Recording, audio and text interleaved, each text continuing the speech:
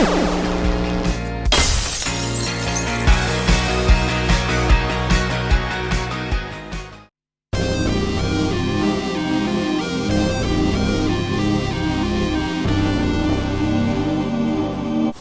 it's Gadget UK here again. Something I just wanted to quickly share with you here. Something I'm about to do to a few of my carts. This is a 138 in 1, as you can see. I've got Ninja Master loaded here, and I've got two of these carts. And they both behave in similar ways on the same games, and it's intermittent in nature. When I say intermittent, it's irregular. You can recreate it, but it's not. Certainly on this cart, it's more frequent than the other one, and it's on the same games, which I find interesting. And it's not a ROM corruption. And I'll show you what I mean. If I just reset this, turn the sound up. Just listen to the intro music here, and I'll point out when the glitch occurs. You'll be able to hear it, I'm sure. It's quite noticeable.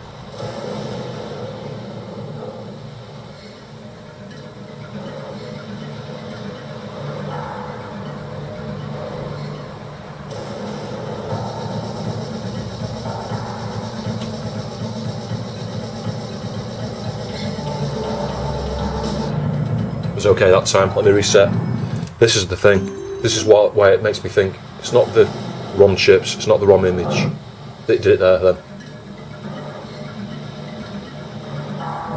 And there. Hear the volume increase. It's okay.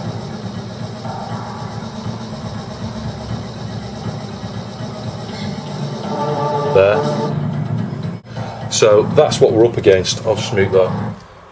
And you know, I've noticed this before. I noticed it in the 120 in 1, and I noticed it on the 161 in 1. It's only on certain games, and it's always games that use PCM. It's the PCM stuff that goes screwy.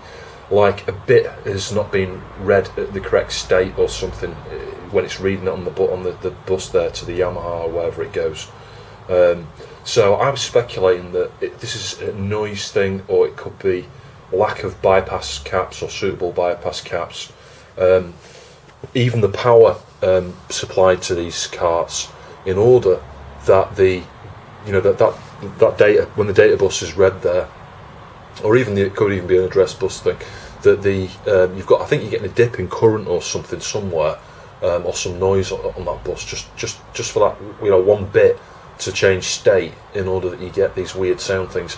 And the other thing that adds weight to this, really, I've been thinking about this a lot, is I don't have any problems at all with program code or graphics. The graphics are always absolutely rock solid, 100% on every single game, on every single cart.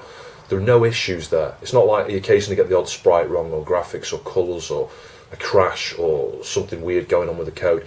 None of that ever happens. These things are rock solid from that angle, which is remarkable, really, considering how shite these things are in terms of the manufacture and assembly, So that adds credibility here to that theory that there's something going on with the bus that relates to the PCM audio side of things. And one thing to note here is, I'm dealing with an MV1FZ here, so this might not affect, you might not get the same behaviour on every MVS out there. And I think that in large that's due to maybe the chipset that's used, whether it's buffered or not. On some of the multi-slot, and I haven't looked at any of them, I'm just speculating, on the multi-slot systems, you've got, I think, like buffering ICs and things in between that buffer the various buses and allow you to switch between the different buses, for the different slots. And I think that could be part of the issue here, that if you tested this on a 2-slot or a 4-slot or a 6-slot, you might find those particular issues don't happen. But on a certain single slot, certainly this one that I've got, and I've got another MV1FZ that I got working a while back, and I did some tests on that, and the same games with the same sound issues would happen. And it's not like I say, this is not that the ROM images are dodgy. You've not got corrupt VROMs here. And then if you look at the issue with the like say, coming back to the program code again, the SROMs and the MROM and the CROMs and stuff.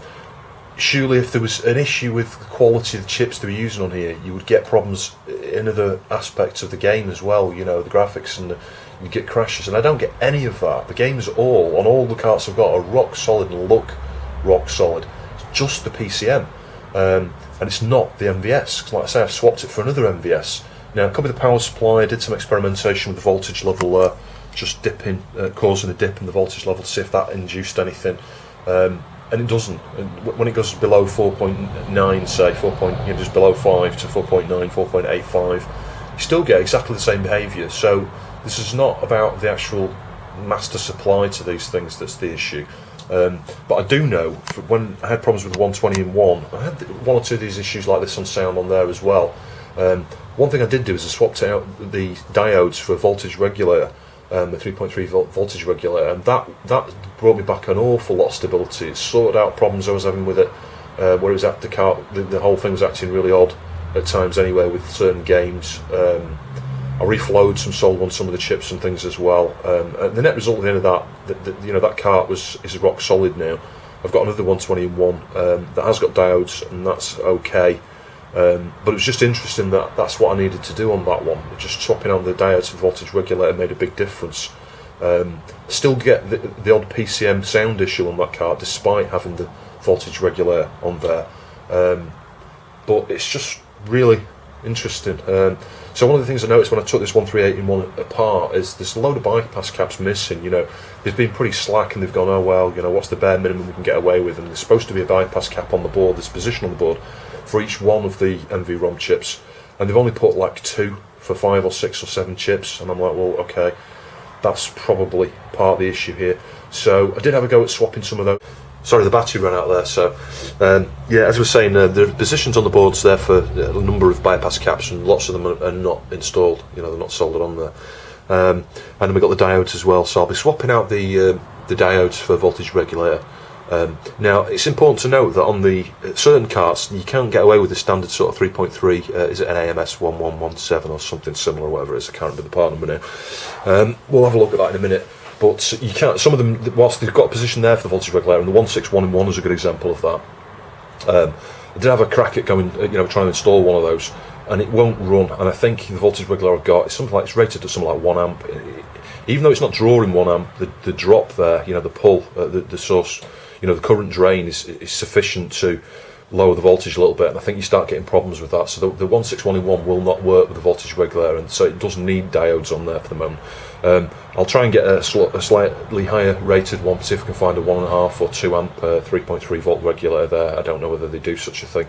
I imagine you probably need a bit larger package. You can certainly get one with a larger package, so I might have a go at that with a 161 in 1 at a later date. But to be fair, the 161 in 1 is very stable. So when I mentioned previously about PCM glitches, like we've just seen here or heard here on this car, it seems to be more in line with the one you get that at this particular issue, or I certainly get this issue on the 138 in 1, the 120 in 1, more so than the 161 in 1. The only game I found on the 161 in 1, and it seems quite widely known, is Polestar. That's the one I have PCM issues on that particular card, that particular game with, that particular cartridge. It's interesting, it is only just that game, that could lead you to believe there is something wrong with the ROM, but it seems to be on all the 161 in 1s. And the other interesting point here, that something else I'll just throw into the mix here, is you get these sound issues when the game's running like this. If I was to go into the jukebox player and listen to the soundtracks, I could play them over and over and over and over and over and over again until I'm blue in the face, and they sound perfectly.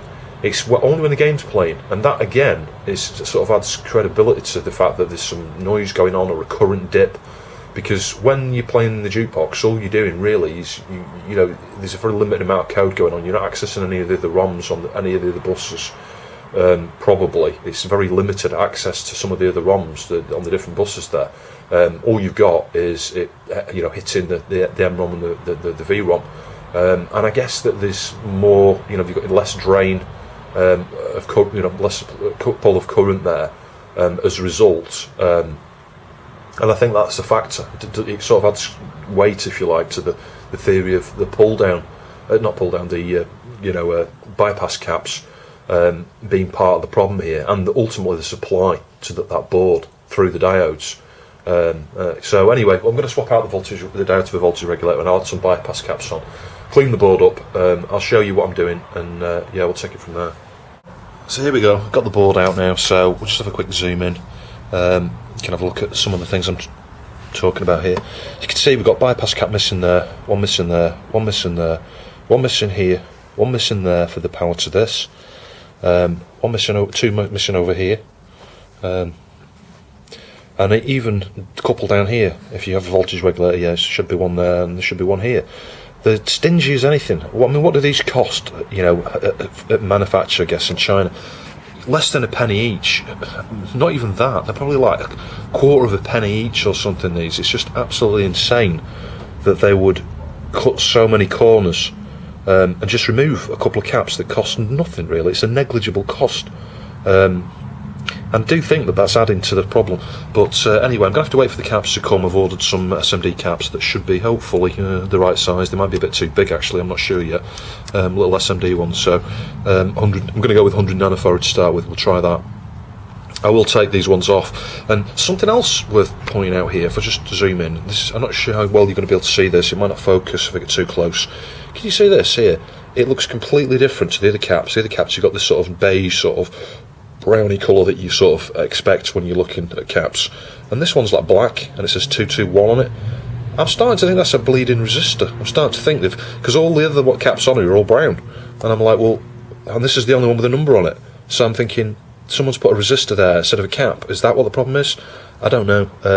You can see a little bit. I've cleaned up a little bit around here. I did reflow these VROMs here, and I did start to clean up with isoprop, so it's, if I zoom out you might be able to see it, it's noticeably cleaner than this end of the board here. We've got all this mucky flux.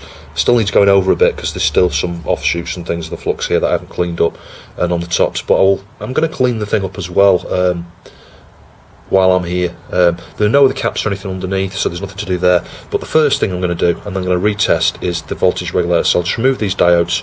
And I've got some of these little SMD 3.3 volt regulators here. I think, let me just zoom in on these. I'll tell you what they are. Hang on a sec. Yeah, these are AMS 1117s, 3.3 volt, 1 amp, I think. Which I do know they work because this is the same board as I've shown previously. That's in a 120 and one. Well, this one's subtly different actually because the one in 121's got an extra FPGA somewhere, I think, that does the address, sets the address decoding. I think for the other board, that's where you connect, or it's got as handles your program, the program address decoding. So you do it through the default P1 menu, etc. So if anything, this is drawing less current than the 121 board anyway, and I know it works okay on there. So I'll just do that now. Just remove these and solder the component in there, and then give that a retry. As you can see, I've removed the diodes there now, so not too bad.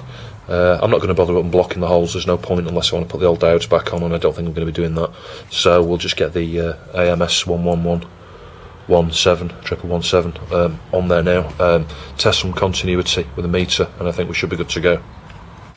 So I've got a bit of flux on those 3 pads. Put the voltage regulator in place here. Try and get it nice and straight, well, as straight as possible. And then we'll just heat that up with a bit of solder. The solder contains flux as well, but it's not going to harm this by having a bit too much. We can always just clean it up afterwards. Hopefully be able to see this. I'll try and keep this on camera if I can. It's pretty difficult, to be fair.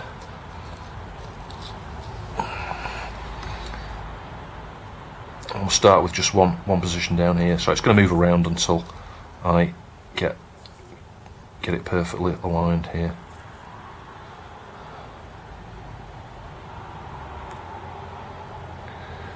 Yeah, that's not so bad. That's not so bad. I don't know, you can see the alignments there, so it's not too bad. So now we've done that one, we'll just attack this one over here as well.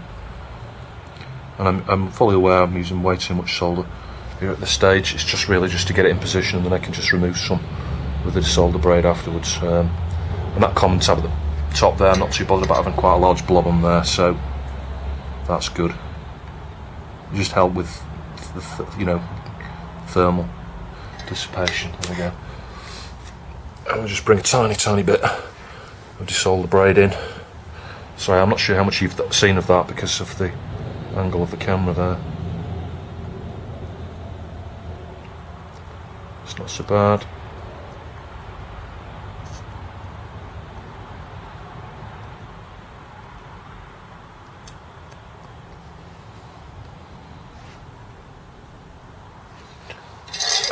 too much there. Let's just remove a bit more. Yeah, that's good. Again.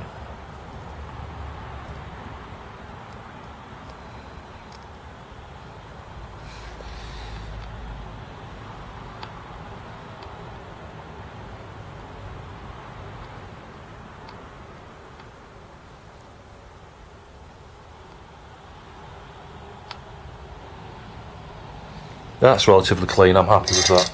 So yeah, hopefully you can see there are some they're fairly large. They're nice and clean. Clean that up with the isopropyl and do some continuity checks. Right, so there we go. It's on there. It looks okay. They're quite large blobs of solder, but that's what you need really, because it's going to generate a fair bit of heat. This you want good connectivity there with that. So and they're nice and even. You might not look it from the camera. It looks better to eye actually. So I'll just get the meter out and we'll just check continuity. So we'll look for the ground first, so I'm just going to go from, and I'll zoom out so you can see what I'm doing. I'm just going to go from the edge connectors here, because these are always ground either side with the edge, as you can see, they're connected to each other, and that should be first pin, that's correct. +5 should go into the right hand pin, I think, or is it? Sorry, +5, that's +5 to the right hand pin, yeah. Just make sure we're not got short to either of the other ones, we haven't. So we've got +5 coming in, and the middle tab, which is connected to the middle one, which is connected to the tab, is actually 3.3 volts out. And I'm guessing we should be able to perhaps check on one of these bypass caps, probably somewhere. Yeah, there we go. So because that's the one that goes to the FPGA. And we could probably, if we wanted a bit more peace of mind, we could look at, I think this is a 7.4 logic chip here. So if we looked at the voltage out, hang on. Yeah, that's connected straight to 5. That's a good check to do, because that's a 5-volt IC. But if we check the tab again to one of these chips up here, well, we can check the bypass. Yeah, we've got 5 volts, and I think it's probably going to be, is it one of these end pins? I'm not sure. The supply goes in.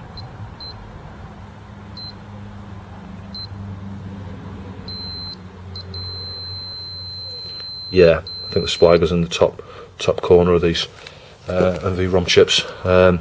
So yeah, I'm not going to clean up the board just yet, all the rest of it and stuff. I'll do that when I've got the bypass caps on there. But right now, I'm going to reassemble this and just give this a try. So I've got the card back in there now, and I'd say it's a little bit better, still doing it, because I think I need the bypass caps on there. I think ultimately that's the problem. You could hear it then, just did it then. Yeah, it's done it again there. It's intermittent, it's like say I just did it a minute ago and it didn't do it at all for the first 5 or 6 reboots. And then it didn't do it again afterwards, after it once did it again there. But anyway, one thing you'll notice, voltage is better here. I've actually got 0.2 or 0.3 volts more than I had before. It was like 502, 501, and it's hovering around 504, 505 with the voltage regulator in there. But it's not, you know, it's not, I would say it's probably not made much of a difference, but it's certainly better. It's providing a better supply to that board now.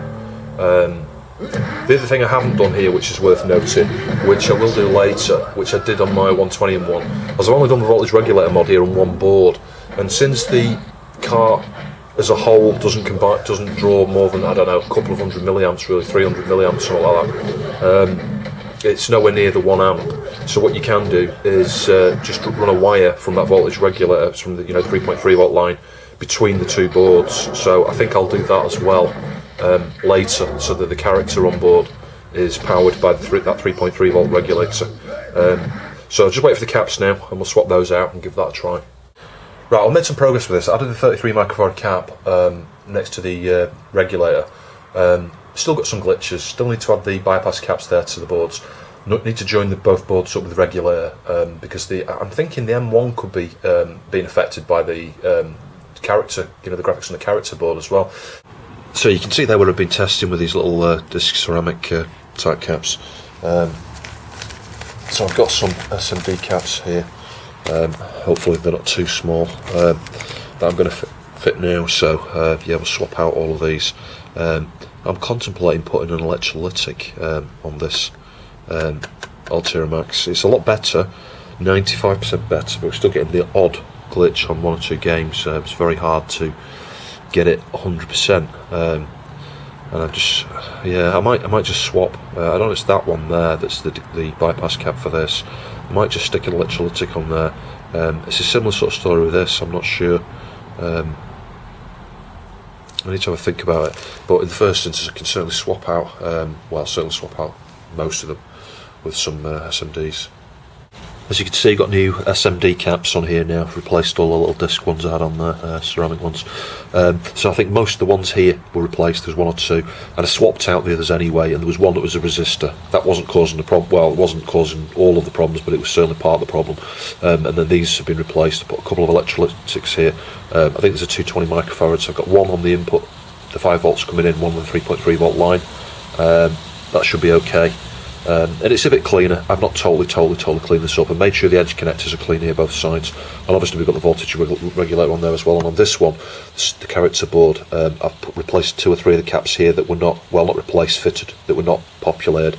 And I've also done this, you can see this down here, added a bypass cap, 100 nanofarads again, to the M1, because there's nothing there. So that could be part of the problem as well. I've also put in the JTAG connector here, 220 microfarad cap on this one as well, because this is obviously supplied by the 3 volt rail here, and I want this to have its own sort of local reservoir kind of thing really. The 220 on there might be alright, but it's not going to do any harm to have, especially with the number of chips on this board here, it's not going to do any harm to have a reservoir cap there for that. So I'll just reassemble this now, and we'll give it a try. So something else interesting just happened here while testing. It was on for maybe 10 minutes and it was working fine, no issues at all, and suddenly the sound went mega crackly, like something was very wrong. And I reseated the car, switched it on and off, left it to power down for a bit, put the car back in, exactly the same. I've reflowed the solder around there, put it straight back in, and it's absolutely flawless. It's amazing how many things I've had to do to this car, it really is. But I think that a big part of it was that chip perhaps just needed reflowing. But it certainly, it's better for having a voltage regulator and having the caps. You notice I've took one of the caps off here temporarily, I'll stick it back on now.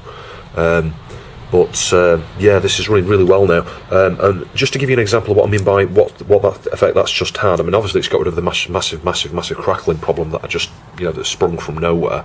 But the amazing thing that I didn't expect is Metal Slug now, Metal Slug 5, that had some really crackly sounds on certain parts of the game there, certain soundtracks, certain samples, I'd put down to corrupt VROMs. Well, having reflowed that chip, that's not the case. Every single I've heard sounds and things and tracks and things on there now playing flawlessly. I've never done that before. So I'll get this cap back on there, clean up the flux from me just reflowing that around, the FPGA, and that could be what's disturbed it here. The fact that I cleaned up the flux previously around that, and it was only just after that, after just reassembling it, putting it back together, that I suddenly got this major crackling sound, and I think that was what it was. So, but yeah, a couple of things. Like I say, resistor, is missing loads of. When I say resistor, I mean one of these bypass caps was a resistor. That was wrong. It needed a voltage regulator really, and it had an awful lot of these bypass caps missing, and I've added a couple of reservoir caps as well. So yeah, all in all, I'm quite pleased with that now. The bottom board I've not cleaned up at all. I haven't done anything with it really other than solder the wire and a cap on there, and obviously the bypass caps on the top. But I'll clean this up and we'll give it another test. So hopefully you can hear this is sounded pretty good now. I've been playing all the way through the entire game. I've got the cheats on here just so I can flip through it really quick. Although I'm not doing very well.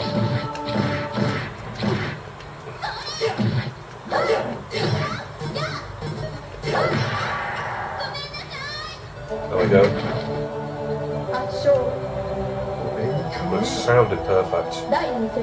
There were a lot of problems with this game previously. You couldn't play through the entire thing, and I've rebooted it several. Well, so you can play through the entire thing, without hearing the sound problem. The code and cgraphics have always been okay on these. I still think maybe there's an issue with MVS, some of these MVS slots, to do with lack of pull-ups or pull-downs or something, depending on which board revision you've got.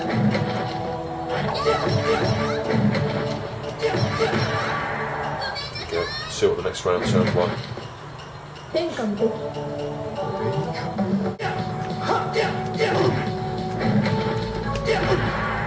こまでか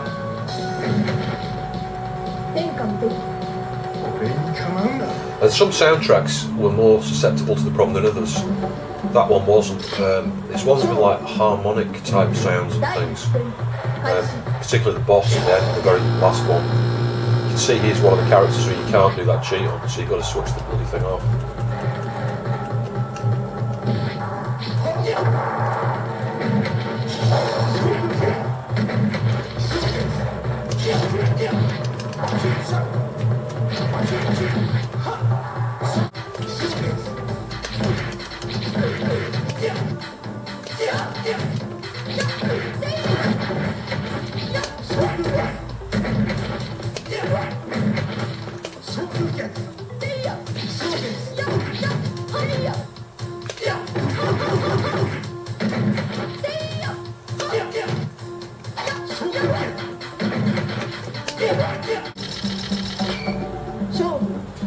Right, getting to the end here now, this is the last two.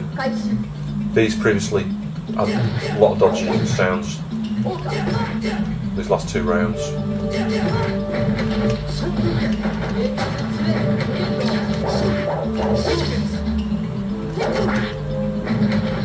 See if we can use the cheat.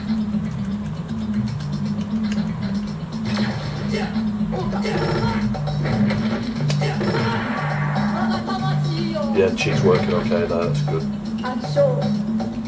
This one wasn't so bad. It's the last boss that nearly always plays with dodgy sounds usually.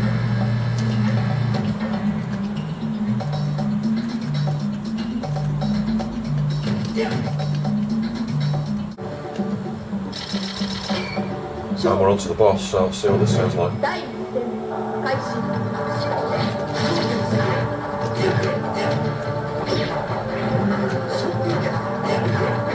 Sounded perfect.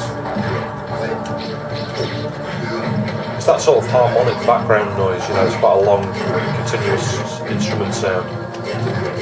It's working really well now.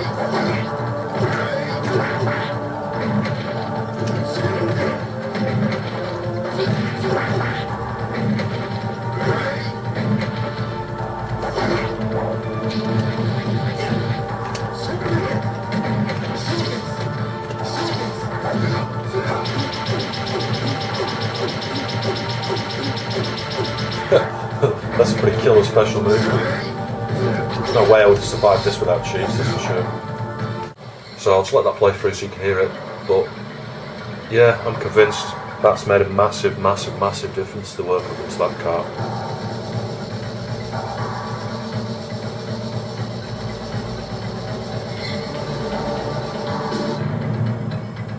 I will certainly be revisiting my 121 and at some point the 161 in 1 just to see if we can improve those slightly.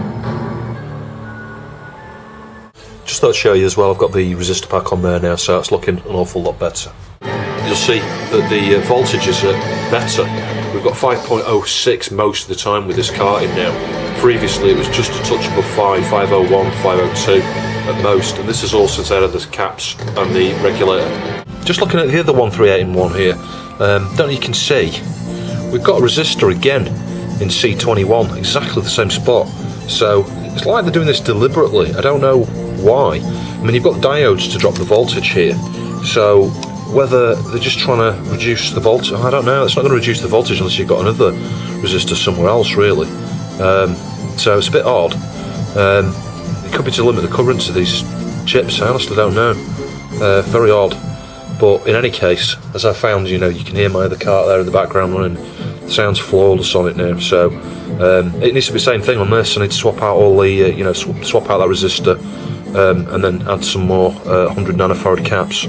I'll get another regulator on here, get rid of the diodes, join the boards so that they're powered by the same regulator, and then finally add a few reservoir caps as well.